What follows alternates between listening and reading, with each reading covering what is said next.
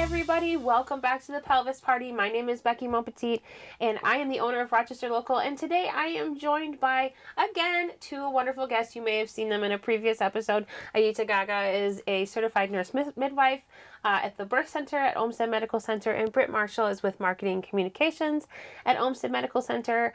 And today we're going to talk all about that time after you've given birth. You've gone home from the hospital. You have a new life that you're taking back home with you into the hospital. Now what? What on earth does that care look like? And that is like the realization when you walk into that house for the first time with your new baby. You're like, I know. Oh, Right? Right? What does care look like? What does care look like? Yeah. So, working in a hospital setting, we see, leading up to the labor and birth experience, we see you weekly, we see you pretty frequently. And then you give birth, and we're like, okay, bye. Go home. We don't see you for another 6 weeks. And so, Good luck. I know. So I'm always trying to emphasize, like during the discharge education after you give birth, the main things to look out for. And to make sure to know also that you can always reach out. Okay, that's the number one thing, is because 6 weeks is a long time to go without seeing somebody after you give birth. So you can always send a message in my see exactly, my chart, or exactly. call the nurse line. Exactly. Those lines of communication are so important. open. So important. Right. Yes. But I go through like head to toe education, right? So starting with the head, which is mental health, which is huge part of the postpartum experience. The first 2 weeks after you give birth, they're called baby blues, the baby blues period. But I really try to stay away from that. It just seems like it's not that big of it. It's baby blues, but it's like such a massive, like it should be like rocking stage or something more epic, because it feels like a lot. There's a lot of hormonal changes that happen. It is the first wild. 2 weeks, exactly. It is wild. So you feel like you're kind of emotionally and mentally all over the place. It's within the normal range, especially if you're still able to eat, sleep, like the functional things that you have to do on a day-to-day level. But you do need a lot of support during that stage of life. So it's really important to, again, if you feel super like out of it, where you're not able to sleep, you're not able to eat, you're not able to take care of yourself, like for days and days at a time, please reach out. It's always good. But if those symptoms last past the first 2 weeks, that's when we get into the conversation about postpartum depression or postpartum anxiety. And it's really important to reach out to get the support that you need during, if you do feel like you're experiencing those symptoms and they're lasting and nothing that you're doing is helping. It's really important to reach out to get the right care. We do offer like a 2-week mood check with the social workers to make sure that you're, again, getting through the first 2 weeks and after. And then I go again down, making sure that to emphasize the importance of eating, so the eating healthy foods, especially if you're chest feeding or breastfeeding, making sure you're drinking lots of water, staying well hydrated throughout the experience, and then making sure that you're going to the bathroom, like peeing, having normal bowel movements. That's going to be important. And then pelvic health, I talk about bleeding. What does bleeding look like after you give birth? The first, it's very normal to bleed for the first couple of weeks. 2 to 3 weeks, usually you start to see the decreasing in bleeding, but it can be normal to bleed up to the 6-week visit, especially if it's light bleeding.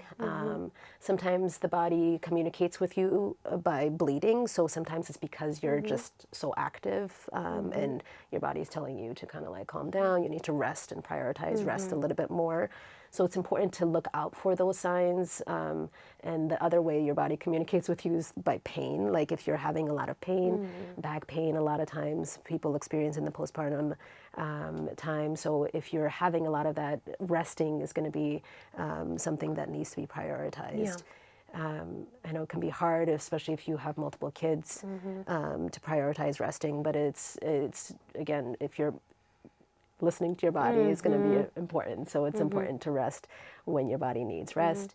I remember having a lot of back pain, and until now, I don't think I really identified why. We had tons of family coming over and visiting, so I was up constantly and like cleaning up, even though I probably didn't need to. I felt the pressure to do it. And then like bending over to change the baby, I just like felt tweaked all the time. And For me, with my C-sections, what I ended up experiencing was a lot of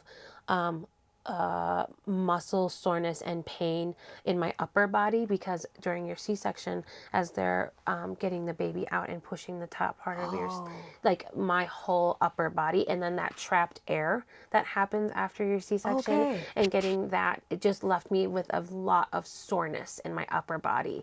And so that is how I experienced my postpartum, was just very, very sore in places that I didn't expect. Got it. Okay. See, it's really about paying attention to that, though, right? Like, I think as women, we disconnect from our bodies a lot. You know, we have our periods, we have a lot of pain. So there's a lot of disconnection that happens throughout our development. And it's really about connecting to that. It's really about like connecting to what your body is communicating with you, and really prioritizing, you know, the needs of your body.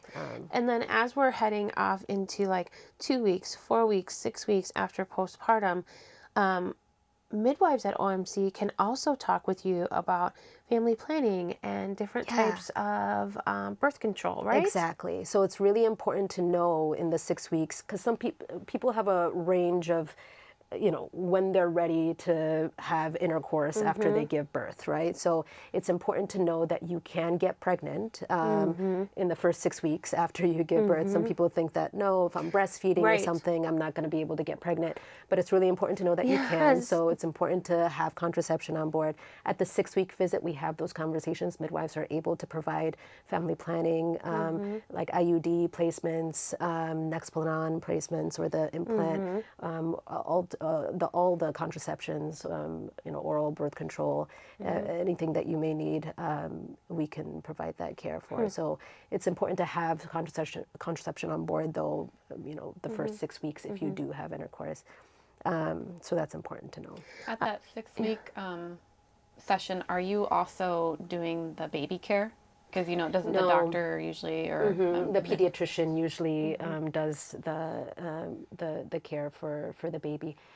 Some, you know, midwifery, we do get training on how to provide care for the first 28 days as far as baby care is concerned, but we don't practice that as midwives in hospital settings. Some midwives who work in community settings do practice that, but we don't. We rely on our pediatric colleagues to care for the babies. Who are so awesome at OMC, by the way. Exactly. Well, that makes sense. That visit should be about the woman, the mom, and their care and their continued journey. And As we wrap up here with you, Eyita, I think it's just important for postpartum moms to understand that if you have a concern, don't brush it aside. Keep that line of communication open. I think sometimes we think, oh, it's nothing, or what if it's nothing?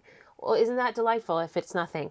Now you've had someone that you can talk to and confirm that with you. And that's part of that aftercare, right? Is just confirming, or, oh, you know what? Maybe that is a concern. So don't brush it aside if you just think that it's nothing. And that's just what's so wonderful about the care provided at OMC. Exactly. I think that's what it comes down to, is I think, you know, it's easy, especially if you're caring for another human, to kind of put yourself in the back seat and not just dismiss the symptoms that you're having. But it's really important to prioritize that, because, you know, even if you are prioritizing the baby, it's like the baby needs you, right? Like you, yes. You need to be. It's like putting on the mask on you first, right? You know, on before airplanes. Before you cure your own before you help others. Exactly. Well, thank you so much for joining us today. It's so delightful to have you here with us for Pelvis Party. And thank you so much for joining us, and we will see you next time.